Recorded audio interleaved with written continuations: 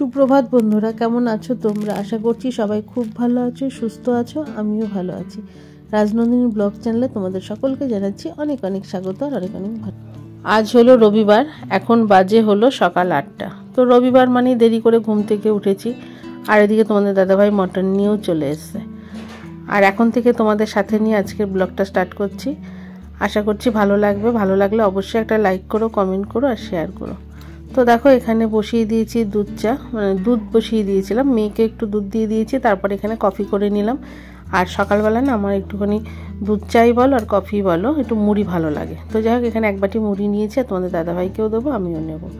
তো আর রবিবার মানে একটু আলিসি, একটু দেরি করে ঘুম থেকে ওঠা আর ধীরে ধীরে কাজ করা, এটাই আর কি। তো চলো আগে তোমাদের দাদাভাইকে দিয়ে আসি, তারপরে আমি নেব। আর এখানে একসাথেই নিয়ে এসেছি, আর তোমাদের দাদাভাই শুয়ে রয়েছে। আর ছুটির দিন বলে, আর এখন তো মেয়ের পড়া নেই, তো সেই কারণে দেখো শুয়ে এই লেপের থেকে আর উঠতে আর ইচ্ছে করছে না, তো জোর করে ডেকে তুললাম। তো চাটা না গরম, চা বলছি, কফিটা না পরে গরম করতে আর ভালো লাগে না। তো যাই হোক তোমাদের দাদাভাইকে জোর করে ডেকে তুললাম, আর আমাকে জিজ্ঞেস করছে সকালবেলা কী হবে। তো আমি ভাবছি একটু ভাত রয়েছে, সমস্ত সবজি দিয়ে না একটু ফ্রাইড রাইসের মতন করে নেবো আর কি। আর এখানে মাটন নিয়ে এসে বললামই, আর এখানে মাটনের আলুটাও না একটু ভালো করে ভাপ দিয়ে ভেজে নিচ্ছি, নতুন আলু আর কি। আর নতুন আলুটা না তোমাদের দাদাভাই খেতে ভীষণ ভালোবাসে। শীতকাল মানেই কিন্তু মটরশুঁটি, ফুলকপি, গাজর এগুলো তো মানে সবারই ঘর ভর্তিই থাকে। তো একসাথে অনেক সবজি নিয়ে আসা হয়েছিল, আর আমাদের বাড়িতে বললাম না সবজিটা কেউ খেতে চায় না। আর এখানে দেখো সমস্ত সবজি ভাজা করে নিয়ে ভাতগুলো দিয়ে দিয়েছিলাম, এটা বাসি ভাত আর কি। আর তার মধ্যে ঘিটা দিয়েছি, ঘিটা এত জমে গেছে, একদম শক্ত হয়ে গেছে, কিন্তু খেতে না একদম পুরো ফ্রাইড রাইসের মতনই হয়েছিল। আর ভাত ভাজা মানেই আমার কাছে ফ্রাইড রাইসই মনে হয়। তো দেখো একদম ঝরঝরে হয়েছে, আর শীতকালে ভাতটা কিন্তু একদম পুরো ঝরঝরি থাকে আর কি। সকালবেলাটা আমি আজ রাতে আর ফ্রিজে তুলিনি, আর সকালে বাইরেই রেখেছিলাম। তো এখানে সবাইকে এটাই ভাত ভাজাটাই দিয়ে দিচ্ছি আর কি। আর সকালের টিফিন এটাই। আর এদিকে তোমাদের দাদাভাই বেরিয়েছিল, আবার এখানে কতগুলো কুল, তারপরে শাক আলু এগুলো সব নিয়ে এসছে। তো দেখো ব্যাগ ভর্তি সবজি নিয়ে এসছে, আর এগুলোকে সমস্তটা পরে আস্তে করে গুছিয়ে রাখবো আর কি আমি। আর টেবিলটার অবস্থা দেখো, এখানে সমস্ত কিছু একটার পর একটা রেখে রেখে না আমার জায়গাটা পুরো ভরাট হয়ে গেছে। আমার মেয়ে কী বলো তো, সরস্বতী পুজোর আগে কুল খাবে না। তো সেই জন্য আমি আবার বললাম যে এখন আনলে কেন, পুজোর সময় সরস্বতী পুজোর পরে আনতে, মেয়ে খাবে না, একটু কেমন লাগে না। তো যাই হোক চলো এবার দুপুরের রান্নায় চলে যাব আর কি। সমস্তটাই গোছানো হয়ে গেছে, মশলাপাতি সমস্ত কিছু করে নিয়েছি, নিয়ে এবার করব হলো দুপুরের রান্না। আর আমাদের বাড়িতে না চিকেনই বলো আর মাটনই বলো, যাই রান্না হোক না কেন, ওই দুটো জিনিস হলে না, যে কোনো একটা জিনিস যদি হয় তো আর অন্য কোনো কিছু লাগে না।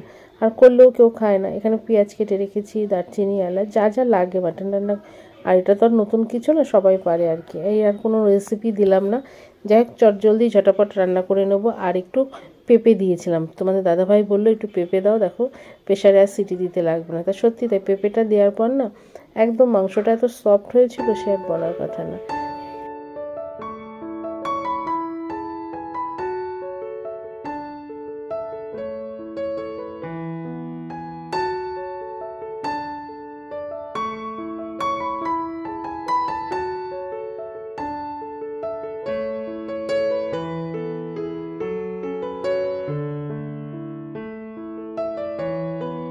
তো কুলগুলো খেলাম, খেয়ে তারপরে গেলাম স্নানে, স্নান টান সেরে চলে এসেছি ঘরে। আর এই যে দেখো আমি একটু মোটা করে কাজল পরি, কারণ আমার চোখে না এত অ্যালার্জি, এত চোখ চুল করে, কাজলটা পরলে অতটা চোখে হাত যায় না আর কি।